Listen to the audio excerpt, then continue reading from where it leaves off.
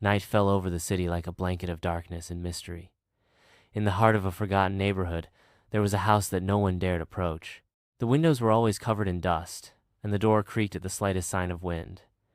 It was said that whoever entered would never leave the same. Some believed that the place was cursed. Others, that something much worse lurked inside. Lucas, a skeptical young man fascinated by horror stories, decided to defy the legend and go through that door. His heart was beating fast, but curiosity was stronger than fear. With a flashlight in hand, he slowly pushed the door open.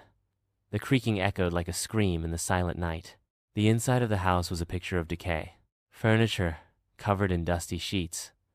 Old portraits hung crookedly on the walls, and a smell of rotten wood permeated the air. Lucas took a step forward, and the door closed behind him. His entire body shivered, but he did not allow himself to retreat. As he explored the rooms, he found diaries scattered on the floor. Flipping through one of the pages, he realized they were written by a woman named Helena. The account spoke of a mirror that reflected something different from reality. "Don't look too long," one of the last notes said. Lucas felt a chill run down his spine.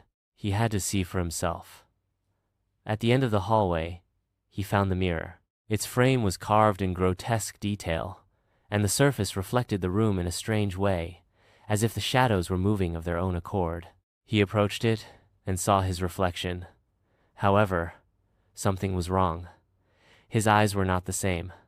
They were empty, lifeless. Behind him, a silhouette was approaching. Lucas turned quickly, but there was nothing. His heart raced and his breath became labored. He looked back at the mirror, and this time his reflection smiled at him, but it wasn't smiling.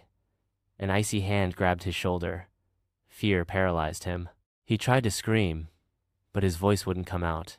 His wide eyes witnessed the figure, emerging from the mirror, being with empty eyes and gray skin, which merged with him like a shadow taking shape.